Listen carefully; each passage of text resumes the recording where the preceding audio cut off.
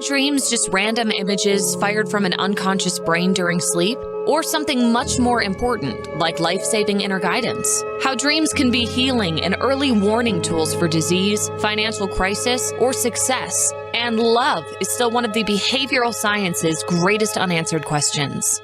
Hello, I'm your host, author Kat O'Keefe Kanavos. Welcome to Dreaming Healing, where dreams and cutting-edge scientific research meet on syndicated Dream Vision 7 radio network. Dreaming Healing is every Tuesday at 9 a.m. and 9 p.m. Eastern, with live shows on the first and third evenings at 9 p.m. Eastern, 6 p.m. Pacific, when you can call in and ask Kat questions about your amazing dreams. Talk on air. Call toll-free 833-220-1200. That's 833-220-1200. Come live your dreams out loud with Kat. Good evening, everyone. I'm so glad you're here. This show is live video, so if you're only listening and you want to watch, you can go to my website, The Queen of Dreams. You've got to type "the" in there, The Queen of Dreams, or KathleenO'KeefeCanavos.com. Go up in the right-hand corner of my website. You'll see a little button there that says Radio Show. Click on that. It'll take you to the Dream Vision 7 Radio Network website page for me. And then on there, you'll see a little YouTube, looks like a little TV. Click on that and you can watch us. So before we start our show tonight, we're going to be doing a little meditation. So if you're driving, when we go to that part, please do not close your eyes. The meditation is still going to work. But here's a question for you. Do miracles still happen? And I'd like to welcome you all to the Mayhem to Miracles launch. This is show number 5, and it's all about overcoming, not losing the hope to overcome. Do miracles still happen today? Are they real or just our wishful imagination? Tonight, we're going to speak with 4 of the Mayhem to Miracles Sacred Stories of Transformational Hope authors. I'm trying to get this up without the light on it. And they discovered miracles in the mayhem of sexual abuse, sex addiction, suicidal child, and codependency. Oh my gosh, their miracles are absolutely amazing. So grab your box of tissues and join us to cry and laugh and cringe, if you must, as we go through these real life stories of moving from mayhem into the miracle. But first, we're going to start this show with our favorite protection and cleansing meditation. So again, if you're driving, please don't close your eyes. It will still work.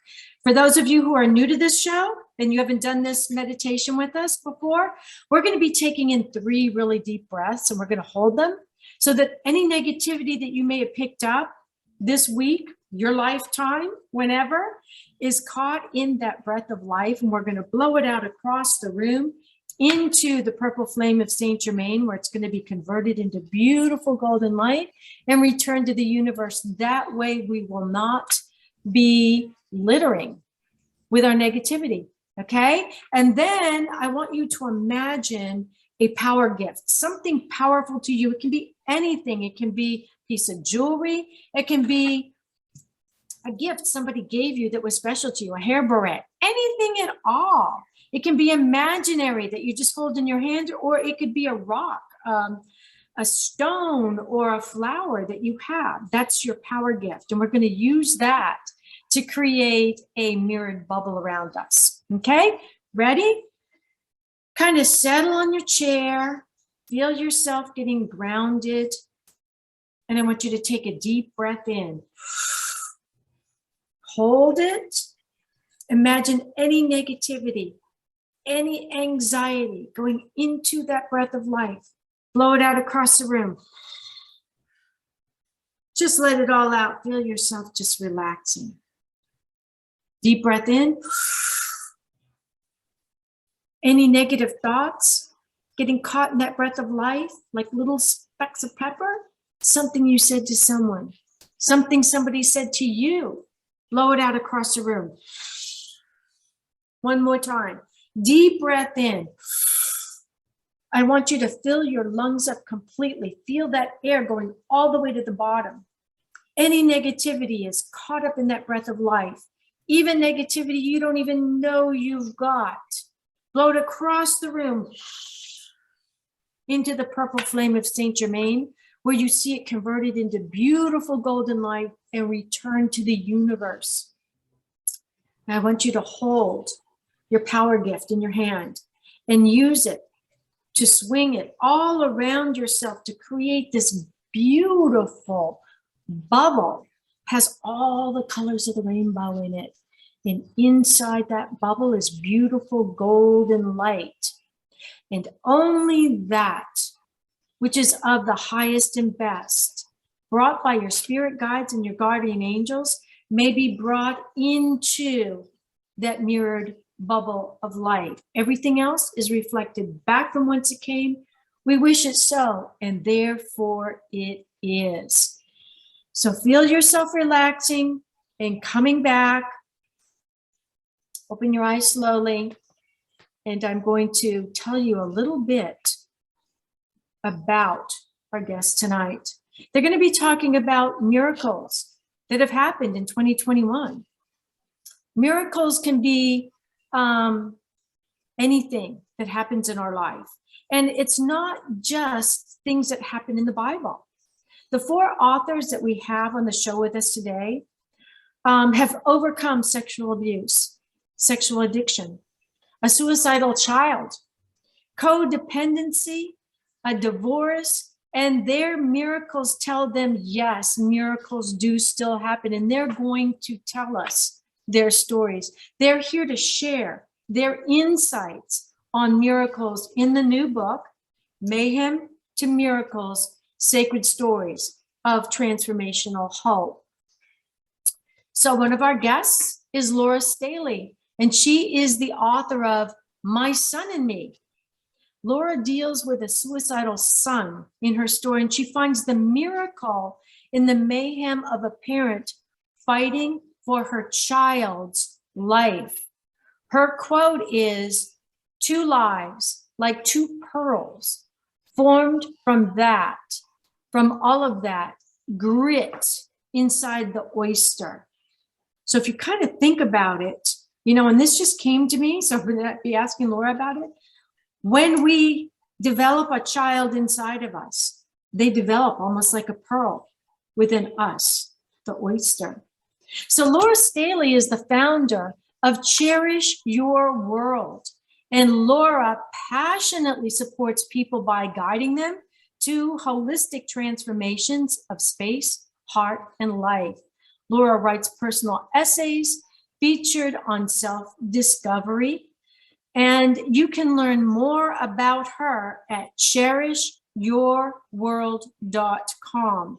Let me also say that there are very long bios about all of these authors on the show today on my website for Dream Vision 7 Radio Network. So if you want to learn more about them, you can go there, and their website links are hot.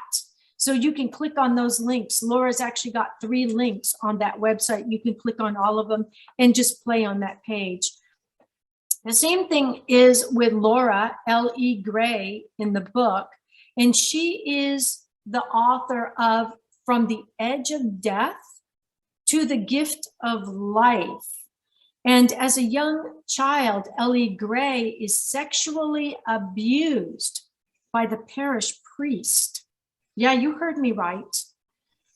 And she's a published author, living kidney donor, and a fervent advocate for sexual assault victims. She's a proud mother of 3 sons and 3 fur sons, 3 fur dogs. And I actually don't know if they're sons, but they are fur dogs. And you can visit her at www.ipride.net. Again, you can learn more about her on my Dreaming Healing website because the bio there is very long. We've got Lori Walker with us today, and she's the author of Mary Queen. Oh, what an incredible story that was. Her quote is, "My kindness connected us, her kindness connected us, and we will always be a part, and she will always be a part of me." Let me read that again. Her kindness connected us, and she will always be a part of me. Her story is about how some people get it right the first time. They meet the love of their life while they are young, get married, have kids, and the white picket fence is always freshly painted. And then there is Lori Walker, who must deal with sex addiction, divorce, and abuse. Lori Walker is a USUI Reiki Master Practitioner, Holy Fire Reiki Master, a founding member of Book Club Pittsburgh, and featured on the cover of the 2021 Women's Yellow Pages of Greater Pittsburgh. Two of her poems, Tomorrow and I Want to Know, were published in Women's Independent Press. Then we've got Charla Carpentier. Charla is the author of An Alcoholic's Progression from Mayhem to Miracles.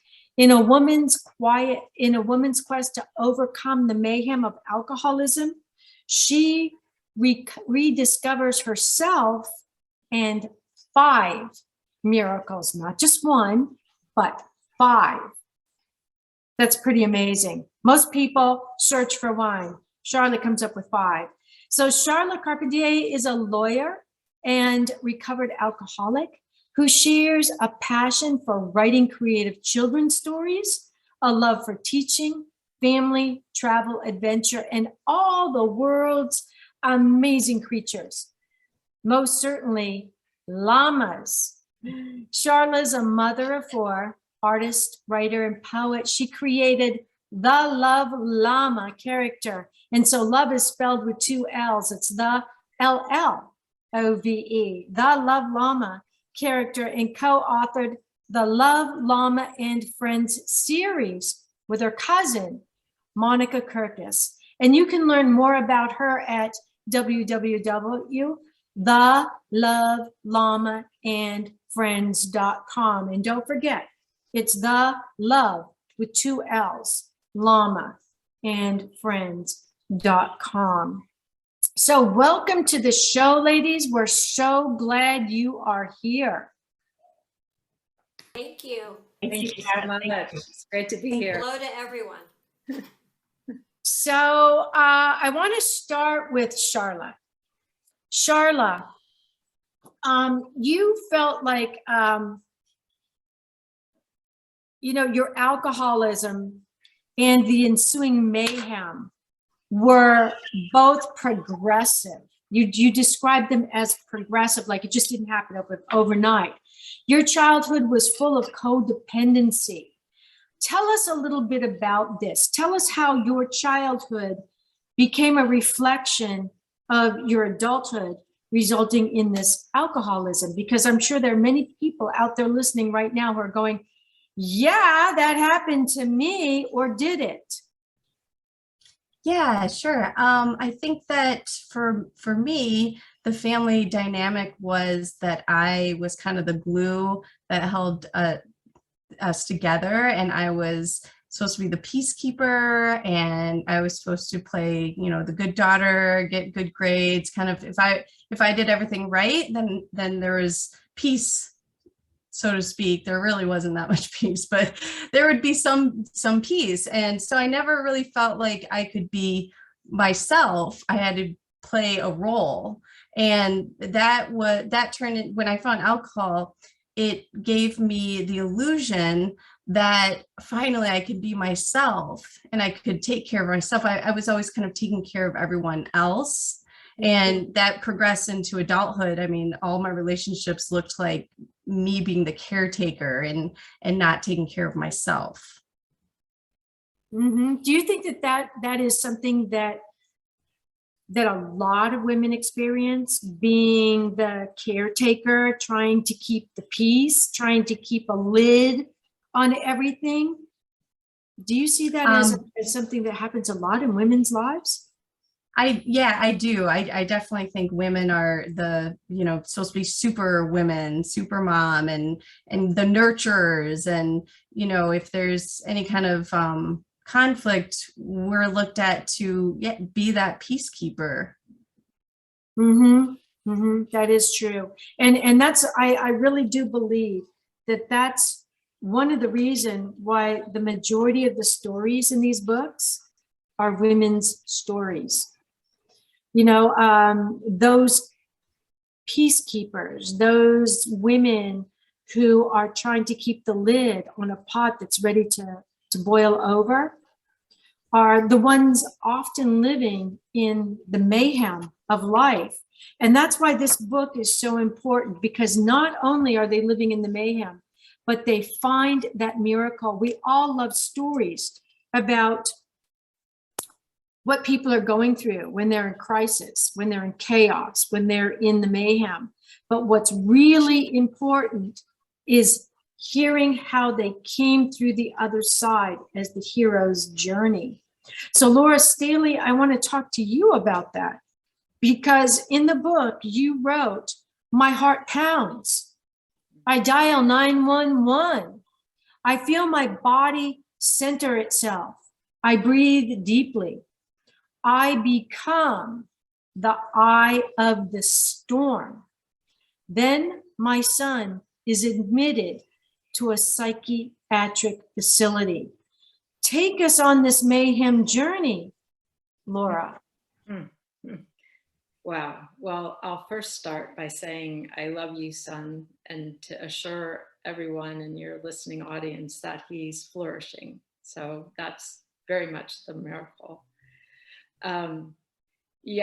So that particular day was terrifying, and yet I did find that place of being the eye of the storm.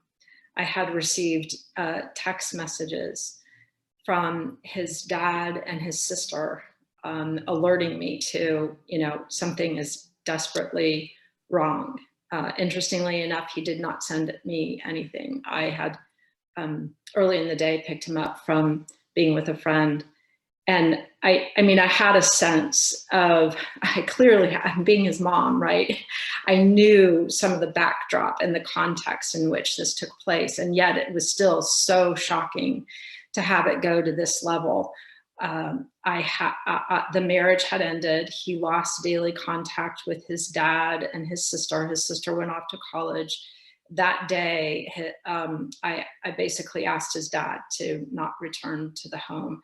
And his dad didn't have a situation in which, because my son came to me and he said, I want to split time with you and dad, but that couldn't happen because of his dad's living situation. So he was with me full time.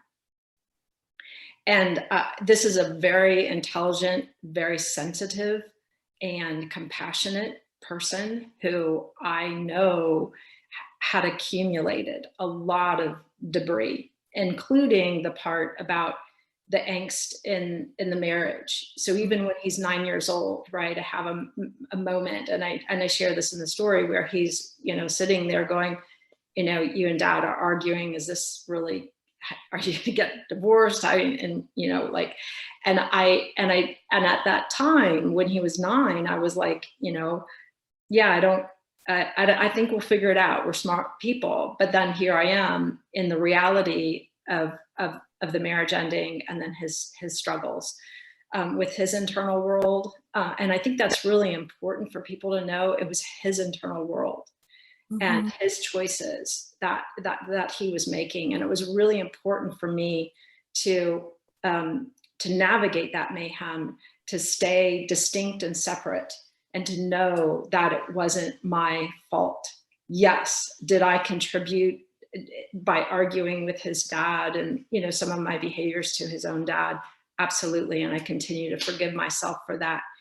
And yet the courage to take those actions to get my son the care that he needed was immensely important. And I had this nurse in the ER who hugged me. And she just said, just with such compassion, he said in my ear, she just said, "It's not your fault." And the amazing thing, Kathleen, is I thought in my mind, no, it's not. And I really knew that deep down in my soul, which was a piece of what helped us go forward. I also got really clear that I envisioned my son's thriving life as well as my own. So those two pieces were really powerful anchors in my soul to continue taking actions. And I knew I could take responsibility for my life and keep going forward on my life trajectory of a single happy, free Laura and my son's thriving life. So those became the two tracks that I was willing to,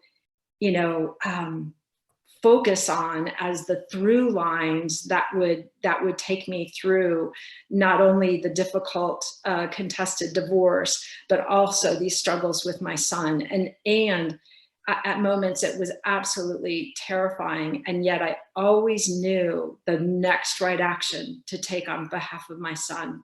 Mm-hmm. And I knew when to step in, and I knew even another time when I had to call the police. It's such an extremely difficult situation, and everyone's situation is different. I'm one of the blessed ones because I know suicide is a huge thing out there right now. And my heart goes out to any parent or loved one who has lost a loved one to suicide. And I say to people, I only put my big toe in that place, because I had those thoughts, like what if I actually lost my son? But the truth is I didn't. And got him the care that he needed.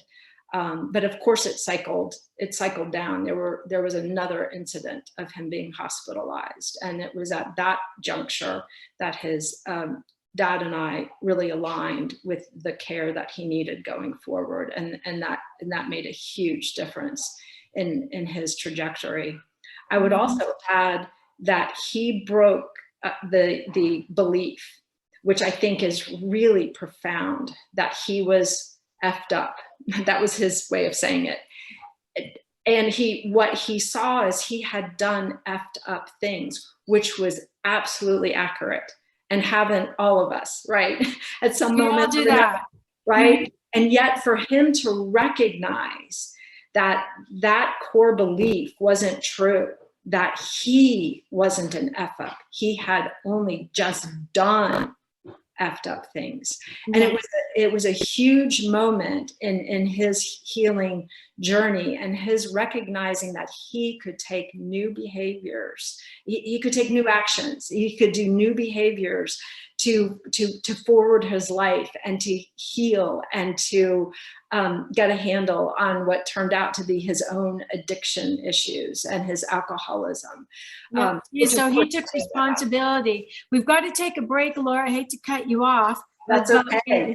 We've hit break time here. This show is going to go so quickly. So don't go away, everyone. We're going to be right back. You're listening to Dreaming Healing on DreamVision7radio.com. And I'm your host, Kathleen O'Keefe Kanavos, aka the Queen of Dreams, or Kat. So don't go away. We'll be right back.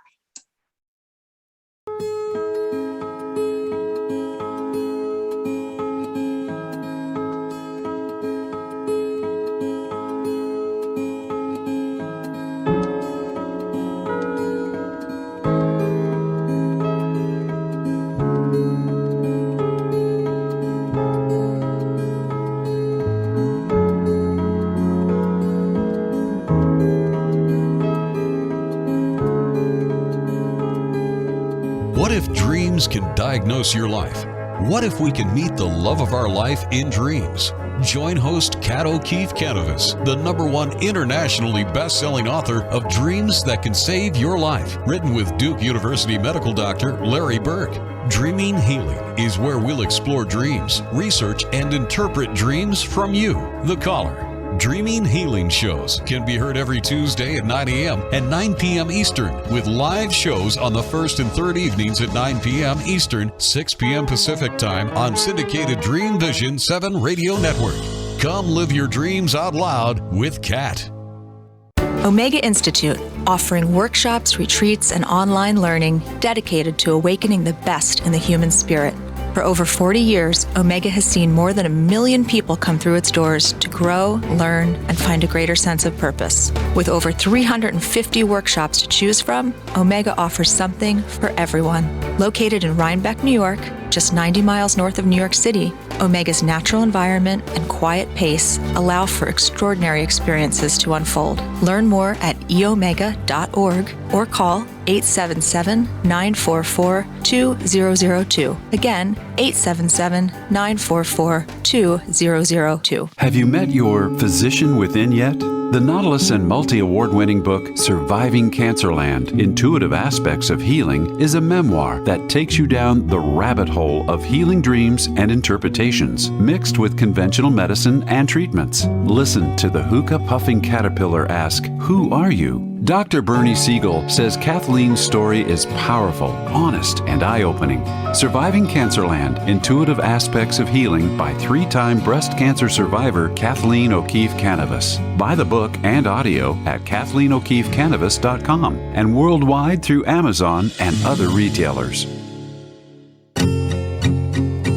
Ever had a strange dream? Nautilus Award winner, Dreams That Can Save Your Life, Early Warning Signs of Cancer and Other Diseases by Kathleen O'Keefe Kanavos and Duke University radiologist Dr. Larry Burke. Forward by Dr. Bernie Siegel, shares how people like you self-advocated in the face of adversity and won using dreams. Read life-saving dream stories validated by medical reports. Hear how dreams of dead loved ones saved lives. Use interpretations and journaling as roadmaps in your waking world for health, wealth, and love. Dreams That Can Save Your Life, Early Warning Signs of Cancer and Other Diseases. Buy the audio and book at KathleenO'KeefeKanavos.com in English and Italian worldwide and through Amazon, Barnes & Noble, and other retailers. This is Dream Vision 7 Radio Network, uniting mankind with universal love. Our shows are created from the heart, bringing each listener to a place of divine enlightenment. Breathe, relax, and enjoy. Let life flow. Welcome back to Dreaming Healing on Dream Vision 7 Radio.com. I'm your host, Kathleen O'Keefe Kanavos, but everybody calls me Kat, so I hope you will too. Today we are here discussing Mayhem 2 Miracles with 4 of the authors in this book, which, by the way, Mayhem to Miracles is an Amazon bestseller and new releases. It's been on the Amazon bestsellers list now for, I think it's going on its 7th week. So it's pretty amazing. And it is the 3rd book in the Sacred Stories series, Sacred Stories of Transformational Hope. And we're talking about hope. Just before we went to our break, we were talking about how, sometimes the first miracle is actually embracing your responsibility and the things that you're going through, your son's going through. We were talking with Laura Staley about her suicidal son. And gosh, if that's not mayhem for any mother, I don't think there is anything worse than that. So Laura, in the book, you are L.E. Gray. So I'm going to refer to you during this radio show as L.E. so people know where to find you in the book. Thanks. That's fine. Yeah. You say, I did not tell anyone the truth as the monster, our parish priest, had me convinced that no one would believe me. The monster repeatedly warned me not to tell anyone or he would kill me. But I did share my secret with the numerous friends I had created to support me during my lifelong healing process. And of course, L.E. is talking about being abused by the parish priest. So take us back, if you can, Ellie, to when you were a child and this was happening to you. When did you realize that you had these split personalities, that you had a shattering? Yeah, thank you. So the abuse started when I was 3 years old, and it went on till I was shortly after my 6th birthday, and I was hospitalized. So I didn't know. I mean, to me, they just came out of me like many of us had their imaginary friends for whatever reason. So they were literally just an extension of me for probably, well, no, definitely my whole life. And it wasn't until 3 years ago, which is that's really hard for me to even say and believe, Mm-hmm. because it's like, in many ways, I've come a long way in 3 years. And just even knowing that, but I was, diagnosed in the fall of 2018 with dissociative identity disorder. So when I found that out, it was like, oh, okay, well, I should feel relieved because that certainly explains a lot of my life. But in the same token, it was like painful going, when is the collateral damage going to stop? So that was hard, but like I said, I didn't have a conscious creation of them. They just developed out of the true power of my mind and my developing mind as a form of escape. Mm-hmm. That's amazing. And so let me ask you something, which I'm sure the audience is probably asking right now. Did your parents have no idea that this was going on with the parish priest? Well, I've been asked that, and I will say I couldn't answer for them. Like, maybe they did, I don't know. As a child, I had no idea, and I was the youngest of 8, so there was 8 children in 11 years, and none of us are twins. And my father worked 2 jobs, and my mother had multiple sclerosis in addition to managing, 8 children. So I don't know what anybody knew. I don't know if my older siblings suspected. When I first started telling people, because I did not tell anyone until I was 32 years old. So you never mentioned anything to anyone, not even your best friend when you were a child? No. Nobody? No, the only other person, aside from my alters, as I refer to them, that was aware was my Raggedy Ann. And she and I were sworn to secrecy, and I knew that my secret was safe in her little cloth heart.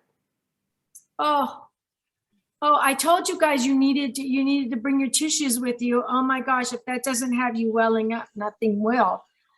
So your Raggedy Ann. I didn't share until I was 32, Mm-hmm. and but many people, and I don't like to use the word victim because people can get stuck on that word, and I'm not a victim. I don't even know if I'm a survivor. I'm a healer. I'm happy. I'm thriving. So when people were like, I believe you, and I was like, oh God, I mean, it was like, oh God, you do, and it just would just start to flood. And I did ask, some of my siblings, like, well, where were you guys, And I remember, one of my sisters, I have 5 sisters and 2 brothers, and my one sister was like, well, heck, anytime he came over, we left. He was creepy. Well, Oh my goodness. And they should have taken you with them. I don't know if they thought that way back then. And, no judgment, no blame. Mm-hmm. Because if there's judgment or blame, there's no healing. Mm-hmm. Right. So he did not touch any of your other siblings, just you. I can't answer that question. Oh. So I'm not sure what secrets or scars some of my siblings may carry. I have no idea. This is my truth, and I can only share my story. I will say none of them have come to me or come forward and said, me too. I can tell you this person was a serial rapist in Northeast Ohio, and I've seen the spreadsheet of victims, and he died in 2015. But I will also say, which I feel is very important, is that I forgave him. I forgave him years ago. I'm what I will say, and some of the other women maybe can relate to this. It was almost easier for me to forgive him than it was to forgive myself, because I blamed, even though I was a child, I blamed myself. I must have done the cartwheel. I must have been funny. I must have been, and I can relate when Laura Staley was talking about the nurse that gave her the hug and said, "It's not your fault." I needed that hug. I needed that hug. The little kid in me needed that hug, somebody to say, "It's not your fault." And so as I began to speak my truth and share my story 20 years ago, well, 20 plus, and I can't believe it, when I hear that now still, it resonates. It wasn't my fault. So I have come to forgive myself and love myself. Thank you. Thank you so much for sharing that with us. That could not be easy at all. And we're going to come back and we're going to ask you, some more important questions. But Lori Walker, I want to ask you. You say in the book, sex addiction is a hard thing to talk about. There is guilt and shame on both sides. What did you mean when you wrote that? Oh, he was the one with the problem, and I was the one that didn't want to recognize it. I thought it would be okay. I thought that it would get better, and of course, it never did. We didn't know how to address it. We were both. At the time, I was 21 and he was 18. And if you're reading the story, we blamed post-traumatic stress disorder because he was in Desert Storm, and he was 18 when he left. And so, this 18-year-old kid goes to war, and what he saw was very real. There were times when he would get drunk and he would reenact it word for word. It was really frightening to watch. But because, I loved him and I was going to save him, I thought, well, we can make it through this. I'm gonna show him what it's like. He can depend on me. And without the guidance or without the knowledge, being that young, you just don't. You think you can win, but yeah. So he feels the shame because he's doing it, and I feel the shame because I'm letting it happen. And so were you aware that it was actually happening when it was happening, or did it suddenly just hit you one day? Oh my goodness. Was it slowly or just boom? Well, when the phone bill came, that's whenever I had my first, the knowledge. And it was funny because I was living with Why the phone bill? Oh, at first it was phone sex. It was just, that's why it was easy to just go, oh yeah, whatever, and it was, I don't want to say funny, but I lived with my girlfriend. Her name was Tammy, and I was in charge of the phone. The phone bill was in my name. That was part of my responsibility. And I remember the first one that came, and I'm like, what is going on? And he knew about it, and he didn't say anything. I went down to the phone company and was fighting them. I was like, what are these charges? Somebody is, on our line, and he wouldn't even admit it. And that 3 times, because I thought the phone company was incompetent. And then after the 3rd time, he finally admitted that that's what was going on. Wait, maybe it was, he decided he was going to put the phone bill in his name. Oh. So, yeah, it mysteriously switched to that because, I was going to shut it off. I'm like, or change the number or something. Oh my goodness. So it was the phone bill that gave you the first, inkling that something was wrong. And did it progress from there, or once, what made it stop, or did it ever stop? It took years to stop. And I'll tell you why, because he got out of the Army and we went to live with his mother. And, of course, nobody's going to say anything if it continues there. but she did tell me that she was discontinuing her long distance service. And I thought it was me calling home, for my sister, which could have been, but I have a feeling it was something more. And then we came back to Pittsburgh and with my parents for a little while. And it took my dad 10 years after the divorce for him to tell me that it was happening at our house, in my parents' house. The phone bills? Oh yeah, he was doing it in my parents' house. So He was doing what in your parents' house? Having the phone sex and while Okay. nobody else, late at night, nobody knew. Well, my dad knew, but yeah. Wow.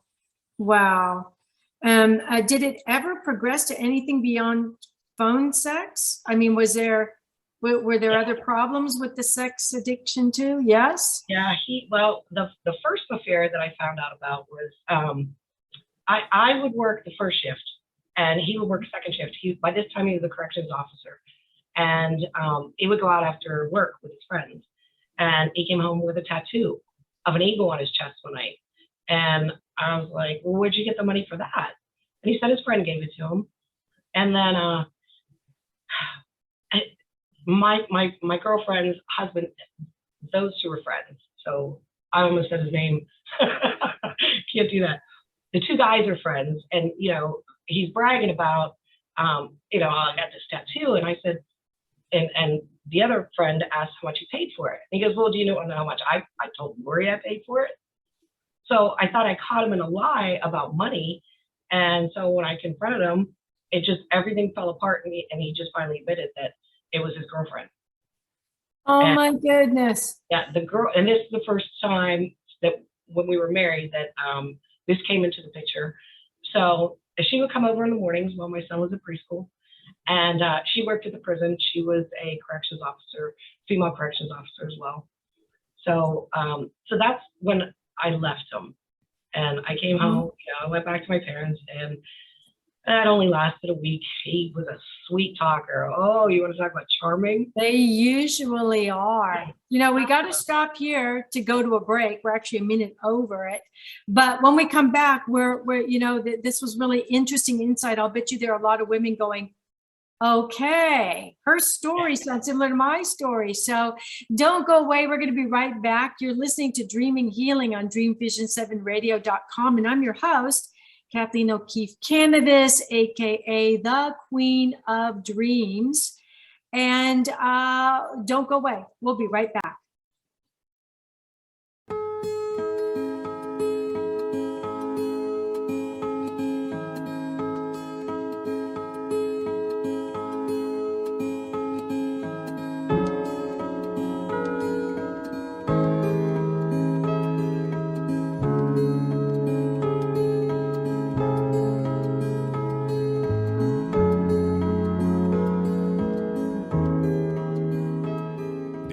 That every word you speak matters.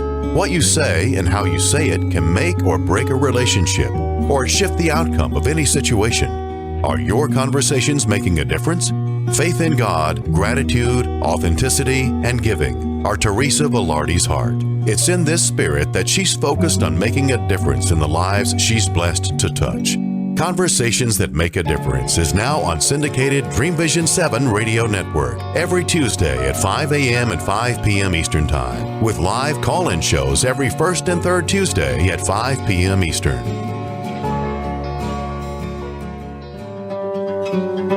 Darkest hours to brightest moments, transformation from despair to happiness, and chaos to clarity.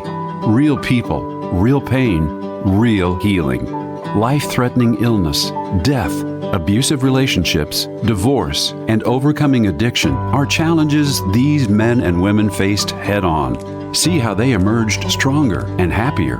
Buy the new book, Chaos to Clarity, Sacred Stories of Transformational Change by Reverend Patricia Caginello and Kathleen O'Keefe Kanavos. Available on sacredstoriespublishing.com and worldwide through Amazon and other retailers. Are miracles real? Can you move from mayhem to miracles? 30 prominent authors say yes as they share their high fives and down lows of challenges, abuse, addiction, and love. Experience hope, the magic elixir of miracles, through the personal stories of New York Times bestselling authors James Redfield, Dr. Bernie Siegel, Sister Jenna, Reverend Temple Hayes, and many more. If you like bestsellers, chaos to clarity, and crappy to happy, you'll love crying and laughing through Mayhem to Miracles. Sacred Stories of Transformational Hope. Available now on Amazon and in bookstores worldwide. Why are we here? How can we be happy? Questions asked from millennials to boomers. Crappy to happy. Sacred Stories of Transformational Joy answers them using true stories of grit, grace, and love. James Redfield, author of The Celestine Prophecy, wrote in the foreword, "This book is a seminar about emerging truths and offers grounded solutions through the art of the comeback."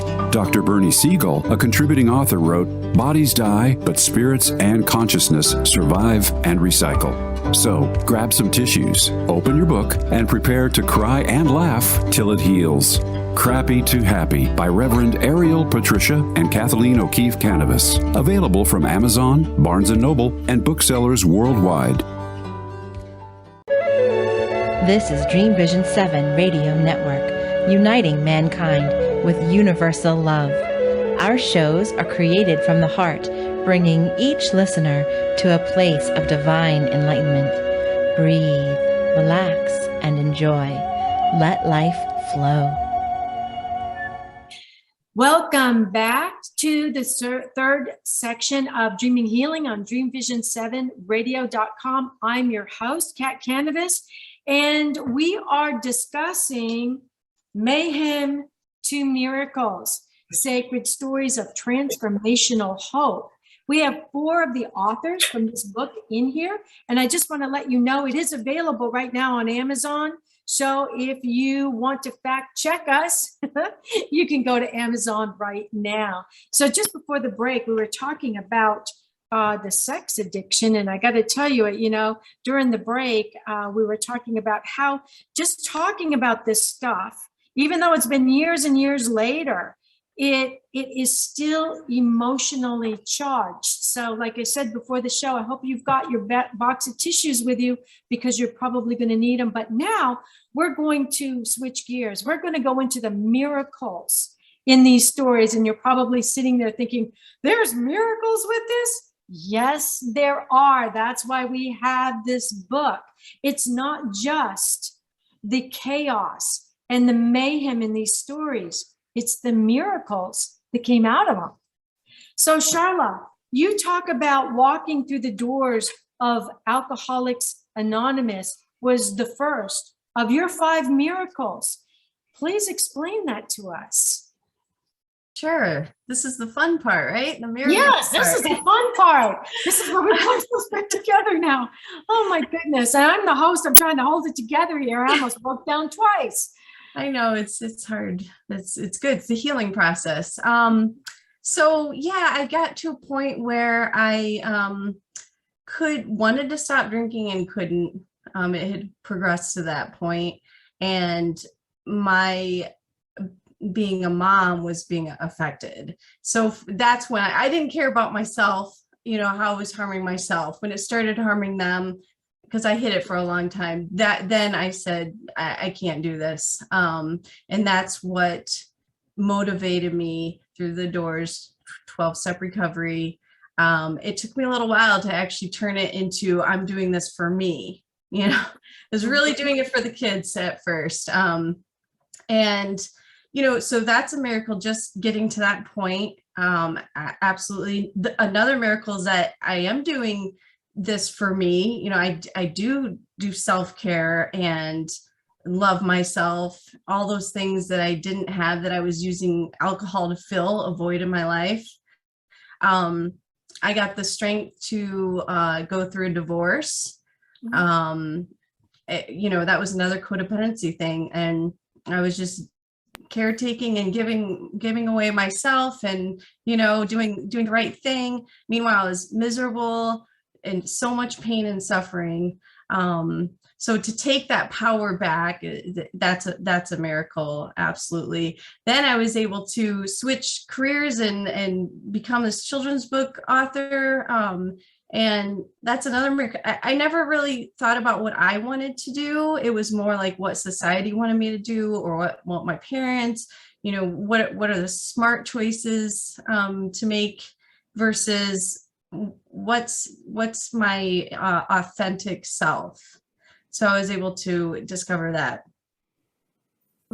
That's beautiful. Laura, your miracle began when with a handwritten letter. You wrote, "I opened the handwritten letter and wept as I read his words. Dear Mom, man, it's been a long ride. 17 years of ups and downs in our relationship. However, something that has been consistent throughout all those years is you. You have showed up for me." Oh, Laura, tell us about that letter. Tell us what prompted him to write that. Why did he write that, and where did he write it? And well, I mean, there had been a lot of letters going back and forth as he, got in the right situation and was getting a lot of support for his own healing. And of course, I had written letters with all the memories of the very good things about my son. And that happened to arrive on Mother's Day. And I literally, I was walking. Synchronicity, a little God wink there. Yeah, and I was on a walk. You just don't forget these moments, right? And just the tears are streaming down my face because it was a recognition that he had kind of come to that awakened moment and really realized, and it was true. I really did show up for him as an infant. I mean, I was fortunate as a full-time mom for a lot of my kids' lives, and to receive those words was a watershed. And then, of course, later he shared his personal amends with me, and again declared that I did everything a good mom would do, and that his choices were his choices. And then moving forward, it's just been a rich and very meaningful relationship. And there's a vulnerability in our sharing with one another that I treasure. But of course, I remember that from when he was a little boy, right? So it's kind of like he got access to these other parts of himself that he may have forgotten along the way in the dark months of his life. But as his mom, I was a holder of all those beautiful moments of who he, his character qualities and the kindness that he had done. And so, yeah, it was a beautiful miracle. And he has since fallen in love, and so did I. So our parallel tracks have continued. It's just, it's an astonishing story. It really is. I'm grateful to this day for, the deep internal work that he had to do with himself, right? To come to terms with the choices he was making and the life that was so sacred inside of him. And, you were saying earlier about that poor Pearl, when he was in my womb. I love both of my children deeply. And from the moment I knew I was pregnant, oh my God, the love. And I knew I had to break patterns from my own, childhood growing up. And so was able to do a lot of that healing work with my own children and break those ties and break those patterns. And he did, the truth is he gets to be acknowledged for the deep dive work that he did. And in many ways, I just held space and just kept anchoring myself in my son's thriving life. and, you know, cleaning up my act. Yeah, Right? yeah, because you're a family, but it was like it was great that you held that space for him to grow into your life as well. Right. So, yeah, thank you so much for sharing that. Yeah, I really appreciate that. Lori Walker, let's talk about your Mary Queen and how she helped you. That was 33 years earlier that Mary Queen came into your life, and Mary had been the victim of domestic violence and infidelity, and her abuse was far worse than yours, yet she was there for you. And we all look for those Mary Queens. All of us on this show today, all of you listening out there, think back, did you have a Mary Queen? So tell us about your Mary Queen, Lori. Well, the story, the essence of the story of our relationship and how we began was, it was the day I found out about his second affair, and he left me. And I was just crushed, and I literally collapsed onto the floor, and she heard me crying. You have to read the story to get the full amount, but she comes back and she says, "Get up." And I said, "I can't move." And she drags me to my feet, and she takes my face in her hands, and she says, "You are going to be stronger and more beautiful than you can ever imagine. Do you understand me?" And I said, "Why? Why would you help me? You don't even know me." And she said, "Because I've been there." Those guardian angels that show up when we need them, that are our strength when we are on our knees. I mean, that is our Mary Queen. And that was 33 years ago. Tell us about. Well, actually, our story was 20 years ago. 33 years ago is whenever she experienced her. Oh, she started going through it. Kind of like a flashback of why she had been there. You know, and I remember when I read your story in the book, Lori, I remember thinking, you know what? Every single one of these women in this book, Laura Staley, Laura Gray, Charla, you, Lori, they all have the potential to be somebody else's Mary Queen. And now you're here on my radio show, bearing your souls to pick other women up who may be beaten down to their knees. So in a way, you guys are all Mary Queens. Your stories are out there helping women. Laura, a woman, a mother who's going, my son is suicidal, listens to your story and starts to follow what you did in order to help the relationship with her child. All of these stories are so important. I mean, these stories are amazing. Believe it or not, guys, we are out of time. This show went so fast. So, you know, we opened with the question, do miracles still happen? And I think the answer is a resounding yes. Miracles are real. And these women that you just listened to on this show prove it. Don't give up hope. Don't give up hope. You know, your miracle is probably staring you in the face. Get this book. It's on Amazon. Imagine this as a gift to yourself or someone you love. It could make a huge difference in their lives. So let's all hold our book up for the audience. Mayhem to Miracles, Sacred Stories of Transformational Hope. Get it now. So that's all we've got for today, guys. Thank you so much for being our guests. And until next time, everybody remember, everybody dreams, but some dreams save lives. See you next time. Good night. Thank you. Thank you. Thank you, Kat. Thank you for joining us this evening. And a big thanks to our producer. Tune in next time to Dreaming Healing for more cutting-edge research, live dream interpretations, and stories with radio host and award-winning author Kat O'Keefe Kanavos. Listen every Tuesday at 9 a.m. and 9 p.m. Eastern Time with call-in live shows on the first and third evenings at 9 p.m. Eastern, 6 p.m. Pacific Time on syndicated Dream Vision 7 radio network.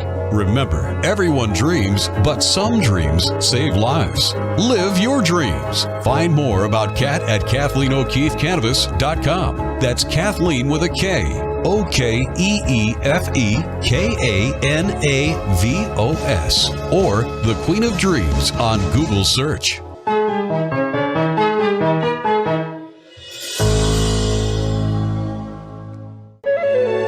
This is Dream Vision 7 Radio Network, uniting mankind with universal love. Our shows are created from the heart, bringing each listener to a place of divine enlightenment.